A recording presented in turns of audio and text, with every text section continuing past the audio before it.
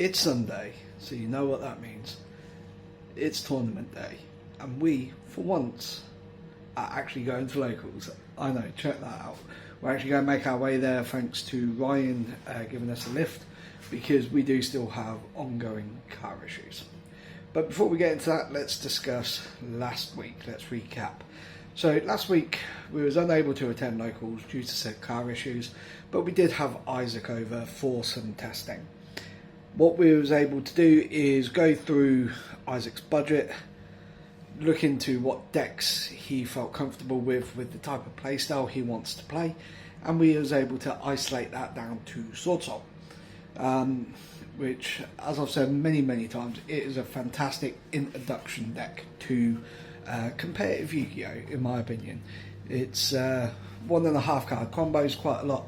It does rip quite well, and with the introduction of Protoss back into the deck following the last ban list, certainly can put up a board and put up a fight.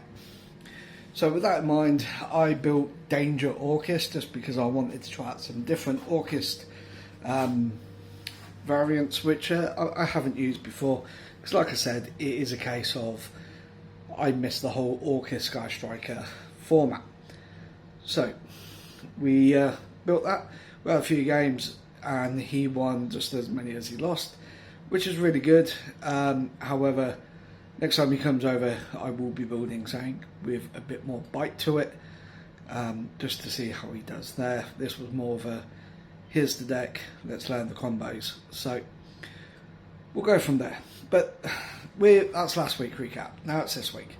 We're going locals. We've built a new Chimera build.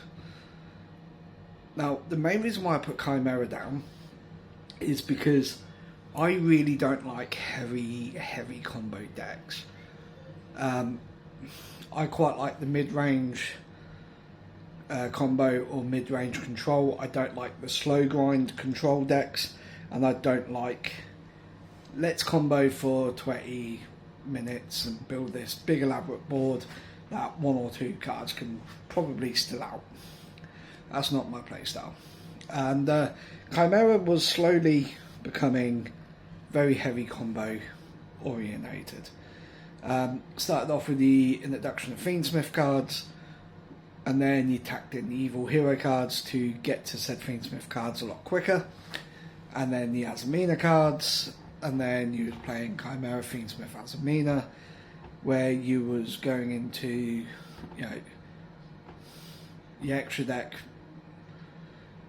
You most probably went through every card in your extra deck minus 3 or 4 on your first turn, and kind of built this board where it's like break my board or lose. And yeah, it's,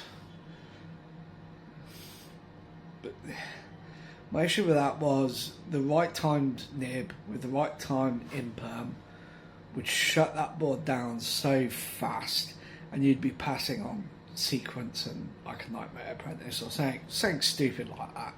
And yeah, so I wasn't really enjoying the high combo variant. That's why I started to move over to more low to the ground decks like the Invoke Kashtira. I built Invoke Dogmatica Kashtira, very low to the ground control style, which I actually really enjoyed. So I wanted to see if I could build a Chimera build with that sort of same feel to it, and that's exactly what I've done. Does it need tweaking? Absolutely. This is my own formula. I haven't net decked or anything along those lines. I think with the Chimera cards, they're obviously pretty much standard ratio now. It's just a case of, do you want to play 3 Quotal or 2? Do you want to play 1 Berthamet or 2? So I've literally cooked up a deck which is, instead of aiming to stop your opponent, it's to so you can keep playing if you are stopped.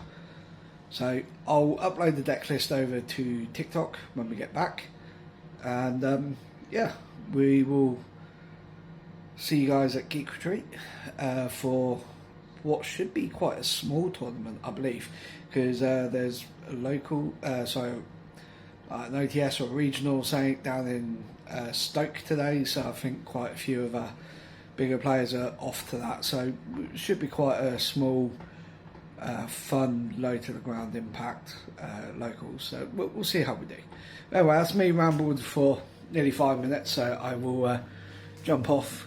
We'll get down to Geek Retreat, get my cardigan on, because it's a cardigan type of day, I think. Who doesn't love a good cardigan? But so I will see you guys at Geek Retreat. So round 1 I got paired up against Wally, and game 1 was very, very quick. Wally set up a board which I just couldn't break through, so I had to scoop it up. So then we move into game 2, which is what you're seeing here now, and I had a difficult decision of what to discard here, but I opted to discard the poly just because I couldn't really fuse anything in hand currently, and I thought if everything goes off, then I'm going to get another fusion spell. If things get interrupted, I want the super poly and the bestial in order to interrupt my opponent, and I can still normal summon that mirror sword knight to get into the chaos angel, just to put that big body on the board, which, you know, would have made it really difficult for my opponent to out along with the super poly and bestial. But thankfully everything did go through, so I was able to get a Berthamut fusion on the field here, as you can see. So we get Foolish card as well as add an illusion. I'm having to think about what it is I want to Foolish and add, because this deck list is slightly different. I don't have the evil heroes in this build. I have cut them for a much smaller Fiendsmith package, as you will see in the full deck profile over on TikTok. So do please go check that out. But like I said, Wally is on his RDA. However, this time it is RDA Centurion. Now, I did have a chat with Wally about how he's finding that deck, and he did say that recently he is finding that he only tends to open one engine or the other, so he can't really go too far. Now, he does activate his Centurion field spell and discard the Nibiru, and that's quite funny because this is a purpose-built low to the ground chimera list, which is more there to kind of slow our opponent down and take him to the grind game, as well as managing our resources.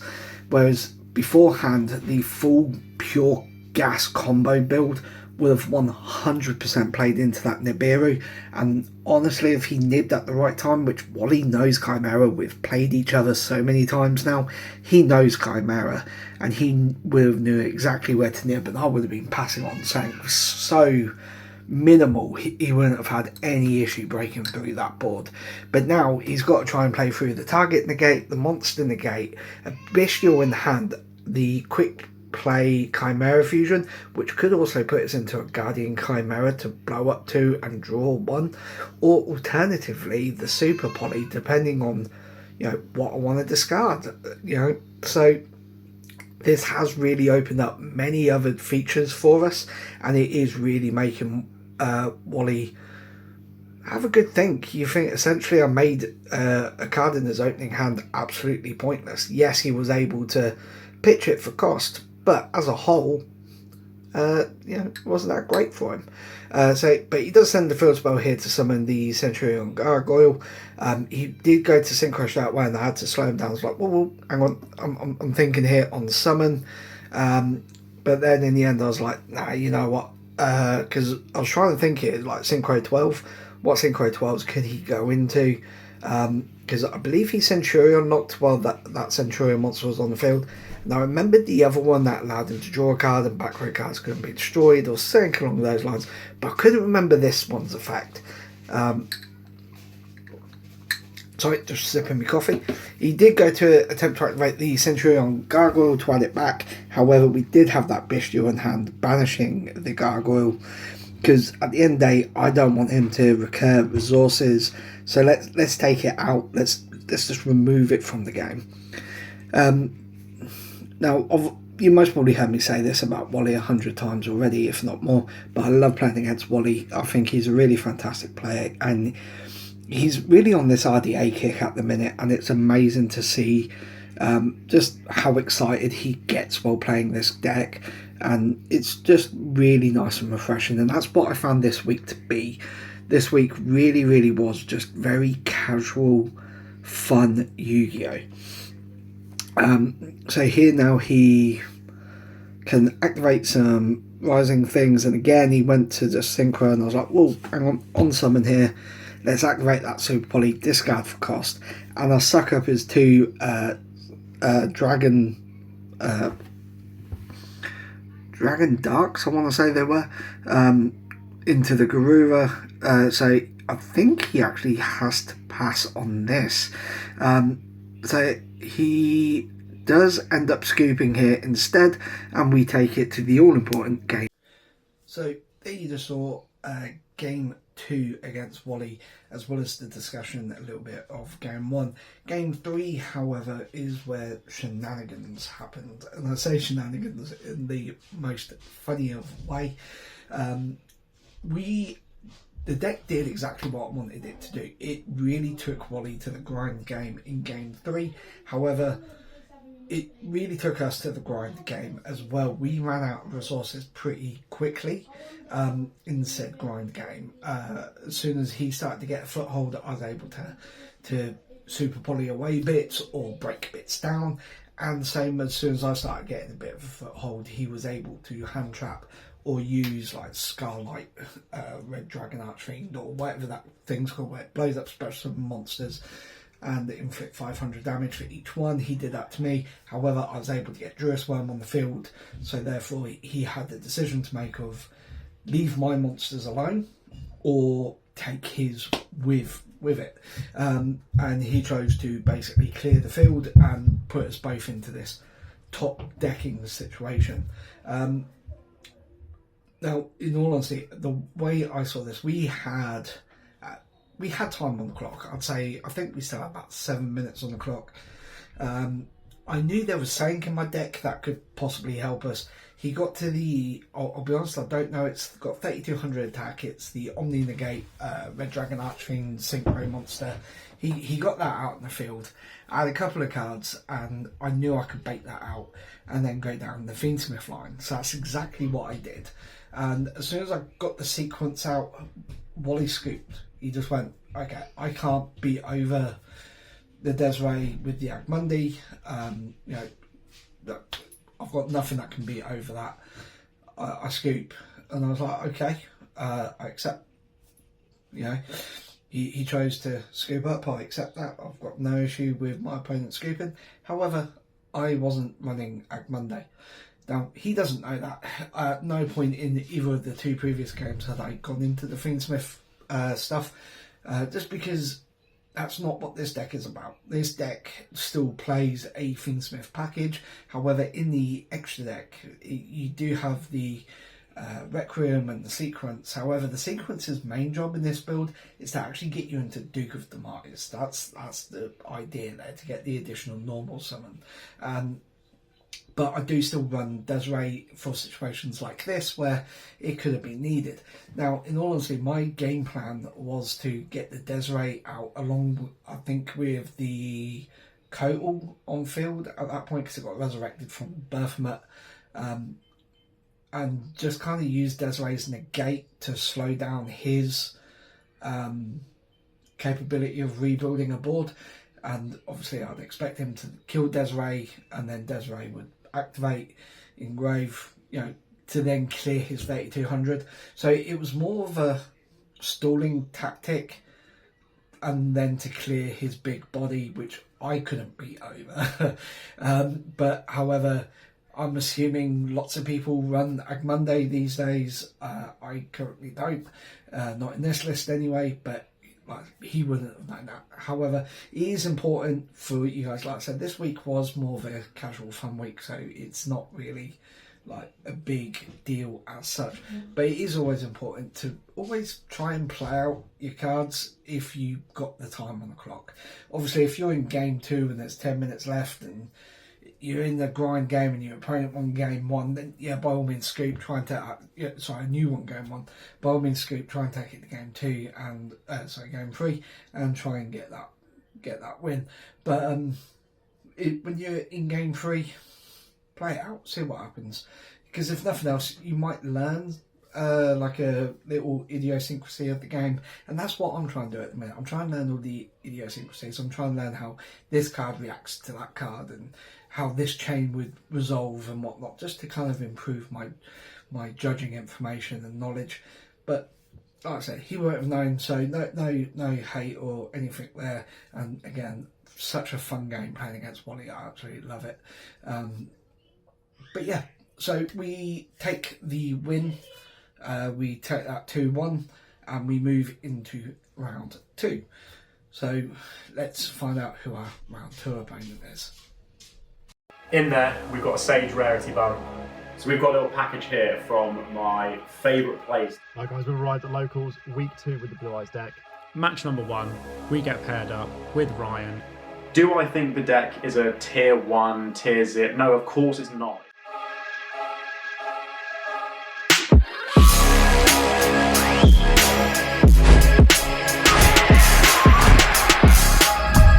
So that's right, our game 2 opponent, our round 2 opponent is Sam. This is now game 2. Game 1, Sam again set up his Blue Eyes board. I struggled to crack it, and he was able to take us on the clapback. So, yeah, Blue Eyes is quite a strong deck. I'm sorry, people say it's not, but it really is. Especially the Primite build, but here we decide to go first, just to basically try and do what we want to do, and that's put us into that more control variant here. So we start off by summoning the opponent's ditching the edge imp, which procs both. He does try to ash the edge imp, but we have the cool buy for that. The patchwork then searches us the edge imp and the poly, and the opponent search the Kotal, which then the Kotal gets us the Gazelle. We normal summon the Gazelle, which is then met with the Effect Railer, which in all honesty is the right call. Yes, you could argue I already have the poly and the fusion spell, fusion materials. However, it stops us from getting additional material, and that additional material, the additional fusion spell, can honestly make all the difference in this sort of board. So I decided to go into the Chimera to get the card rip, because like I said, this is a more control variant, and I made the Mirror Sword isn't currently in grave, it's in hand. So all we've really got in grave is a target negate, and the Effect Railer's been done. So we went on the basis of, let's set up as many negates as possible. So we ripped the card, and we actually ripped the Lordy Load, which is actually a really good card to rip. So now we have the Evolves Our Lars on the field with a negate and 2 imperms, and Sam has 2 cards left in hand along with his top deck. So essentially, if what we are relying on are 1 or 2 monsters along with just 1 spell, I have enough negates to basically shut his turn down dead. And that's kind of why I decided to go into the Evolves Our Lars. Now, this is a bit of a bold statement. I decided to use the Lars effect on the little dragon, just purely instead of the other imperm. So I did explain to Sam here, he went to use the Lightning Storm. However, I did say that is technically in the imperm zone. However, you can't actually activate it because you've got a card on the field. So it is like explaining to me his reasoning that he didn't want the Lars to negate the Lightning Storm, but I was like, yeah, I get that, but that most probably would have been better, because yes, my 2 imperms would have stopped it, but here now my Chimera would be able to bash itself to spec back the Gazelle, and then the Gazelle will then trigger from here. And like I said, the control variant has done its job of what I wanted it to do.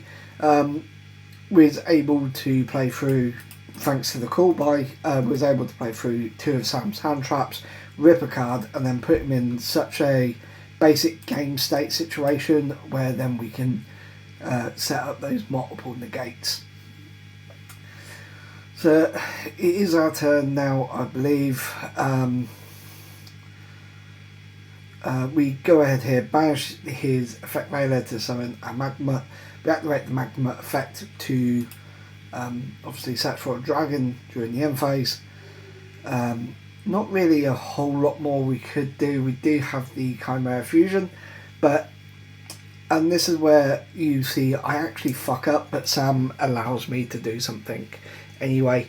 So first of all, we activate the chimera fusion, we fuse off the gazelle and the mirror sword that I had in hand in order to go into the excuse me, into the birth mat. On the gazelle activation though, Sam does flip over its cool by banishing the gazelle to put a stop to that, and that's fine. We go ahead here and foolish the barrier statue. Now we do have to jump through some hoops here to get the barrier statue back, but we do add back the chimera fusion, and I mean to set it. I meant to set it, but I moved to the end phase, resolve the magnum effect to set for a dragon, and then I was like, oh shit. And Sam, being the sweetheart that he is, went, no, you know what, it's fine, set the card, and you'll see here how much of an impact that actually makes to this game. Honestly, I don't think I would have won game 2 if Sam didn't have allowed us to have set the chimera fusion, because you'll see here how I use said chimera fusion to keep the control variant up, as well as dodging around his lightning storm, because we know the only card he's got in hand is lightning storm plus whatever he top decks, and then of course the bell gets added back to hand during standby. So here now he shoots off that lightning storm. Now I really didn't want to give up the Druid Worm in hand, but I didn't really have a choice. We activate the chimera fusion and we fuse off. I went to do the Lars, but then I realised one has to be a beast or fiend, so we send off the chimera into Magnum the Reliever, and because it's I summoned it in defense mode, it doesn't get popped by Lightning Storm, because Lightning Storm only does attack position. Magnum the Reliever obviously has 2 effects, one of which is not a quick effect, which is where I can put a fusion spell on the bottom of the deck and draw a card, but the other one is a quick effect, which is when any other card is activated, I can banish a fusion spell in order to pop a card on the field. It doesn't even have to be the card that is activated. So that's what I mean. So there's Sam basically allowed me to keep a body as well as a pop. We imperm that barrel. We don't want him getting that Lordy Load or the drill beam into rotation here. We banish the Birthmet to get the Chimera back, to get the Mirror Sword and the Kotal live. Now don't get me wrong, I could have still got the imperm and the Kotal, the Gazelle out, but I wouldn't have the pop. So that's the key here. It's the pop that I wouldn't have, but it turns out the pop wasn't actually relevant anyway. So there you just saw game 2, round 2 against Sam.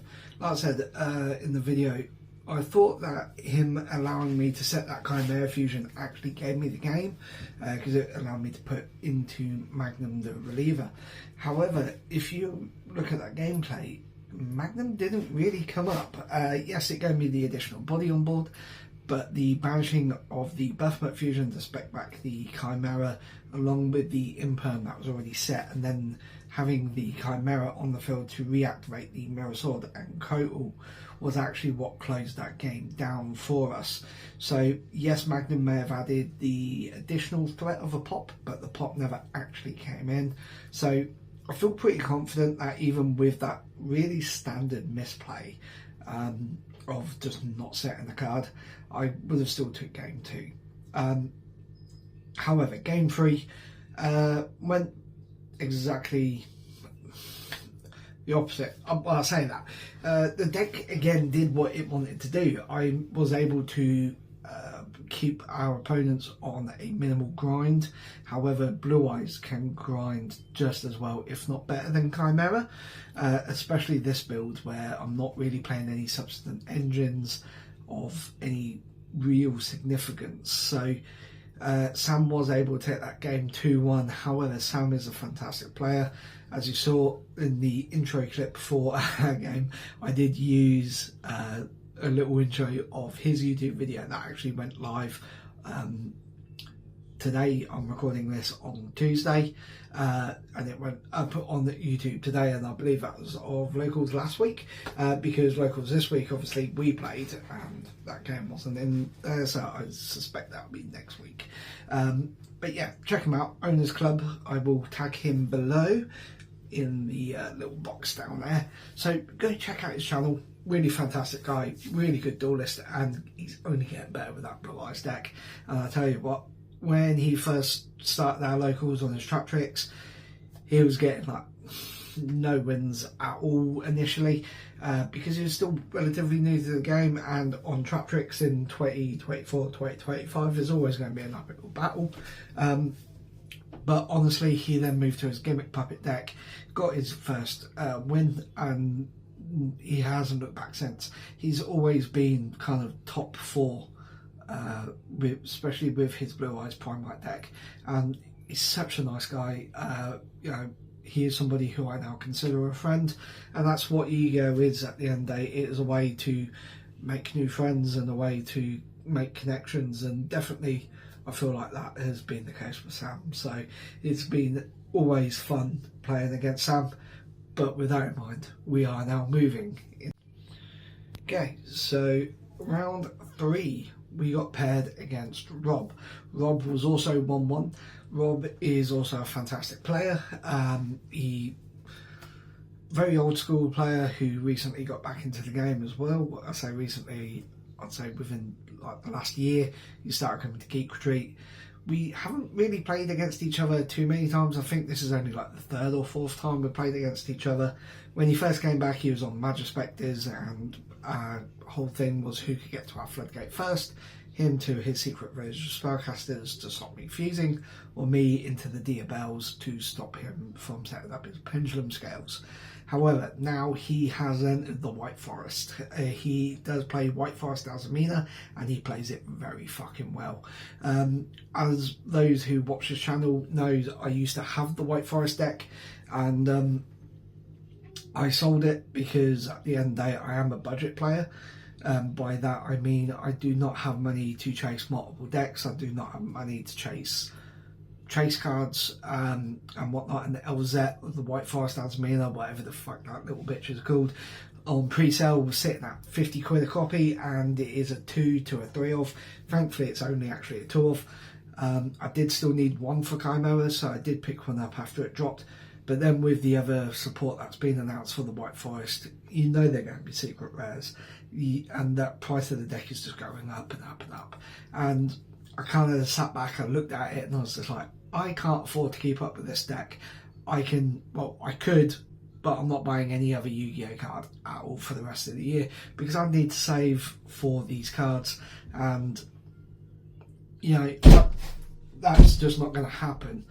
Sorry about that, I'm guessing my daughter's just banging on the door, made me jump. So, so as such I sold White Forest, but however when I play Rob on his White Forest build, it does make me think, damn, I want to play that deck. And he is good with it, like I said.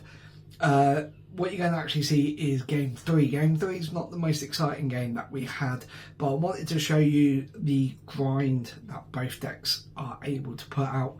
We were able to slow each other down. Obviously we got to Game 3, so we are currently 1-1. I took a game, he took a game, and every game I seemed to be imperming him, and it became a joke because I had imperm in my opening hand like all 3 games, which was just wild. But at the same point, we certainly need the help. So we're gonna jump straight into Game 3 of round 3, and it is the last round of the day because it is only 3 rounds today. Because like I said, a lot of people at Stoke, so it is a smaller Locals this week. There is only 8 people, and yeah. So I will catch you after the gameplay. Okay, so like I said, this is Game 3 against Rob. He is on the White Forest Azamina, and we are on the Chimera. So this is a battle of the archetype, really, because the White Forest is the synchro carrying on from this. And we went first in that. Opening hand was not great. I oversided, and I know that's exactly what the issue is. I've got 2 bestials, I've got the imperm, I've got the super poly.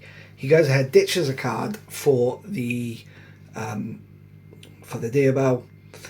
I go to check the imperm, and he does have the cross out. Calls the imperm, manages to copy himself to negate ours to go ahead and get that deception.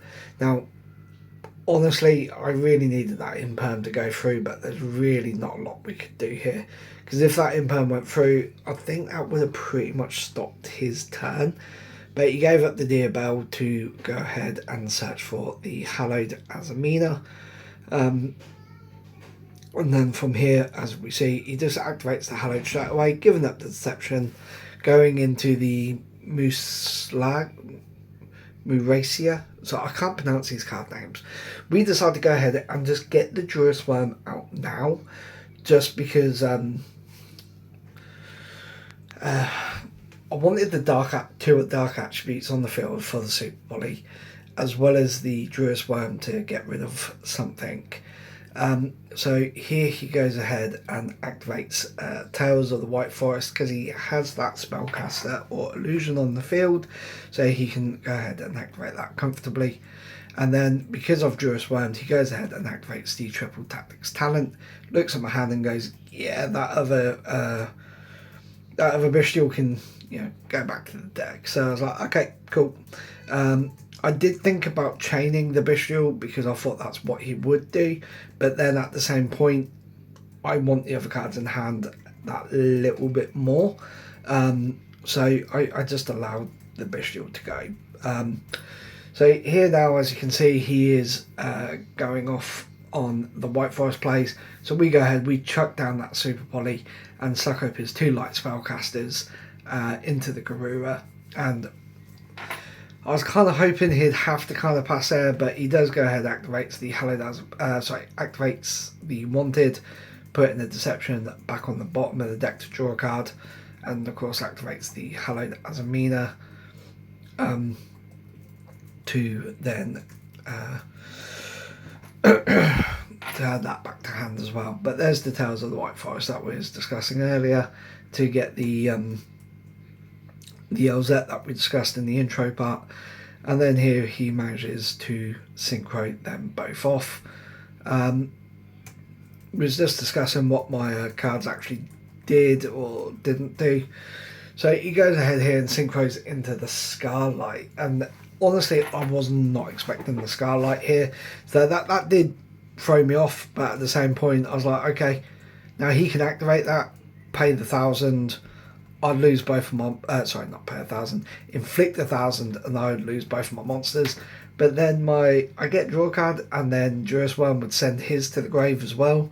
So honestly, I was like, I'm kind of okay with that. I will pay 1,000, lose 1,000 life points to draw 1 and get rid of your monster.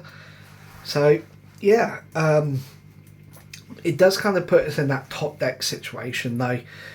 There's the Hallowed Azamina being activated again to get his Omni Negate out, the Il Sylvia. So I was like, great, okay. I was really struggling here to try and think what I could do to try and bait that, and then he sets 2. Like I said, sets 3.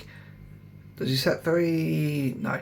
Oh, so here's where we had the discussion about the Deception, because he went to set the Deception.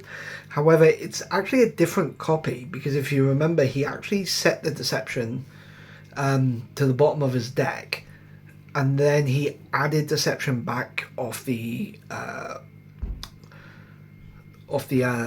Azamina,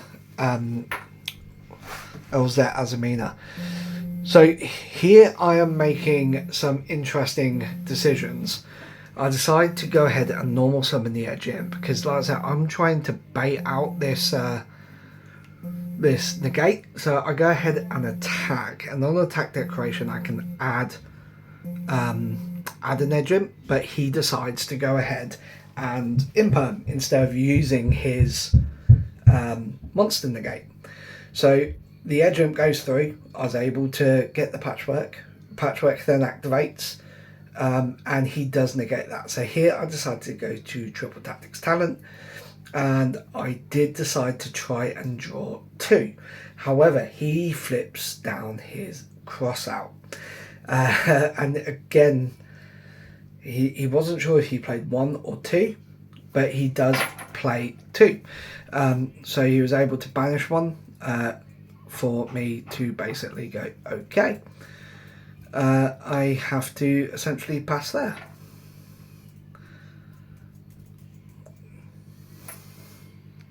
Yeah, so I've had to basically pass on nothing. Rob, however, can go ahead and act like it's Hello That's Mina, add all that back. All I can do there is banish a light monster to get the Magnamut going. A punch direct with the Magnamut. He does affect Veiler it, so I don't even get the search. Rob draws for turn. Like I said, we're both in this situation now where we need something. Rob's waiting on a Sinful Spoil card to basically trigger that Hello That's Mina, or the Sylvia the White Forest, which he can normal summon to search for the Spoiler Trap.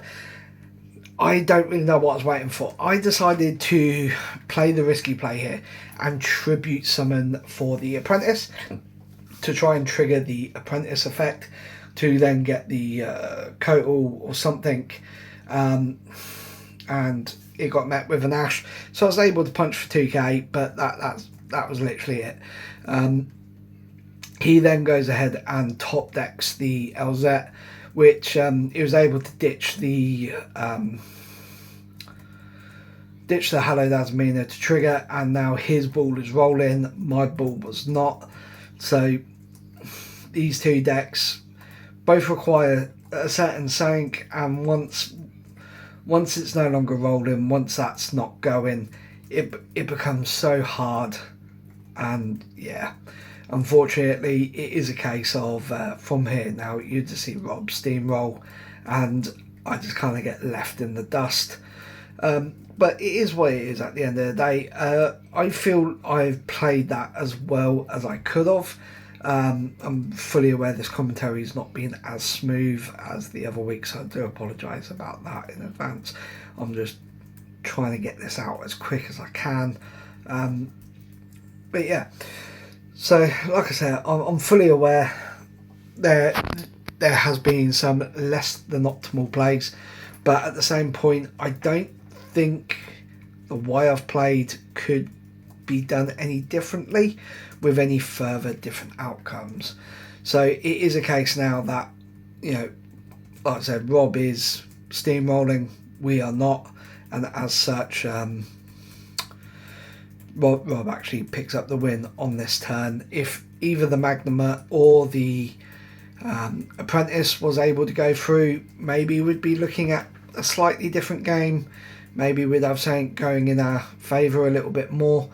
But at the end of the day, now he can just punch because I take any and all battle damage, and yeah, he's got more than enough game on field. So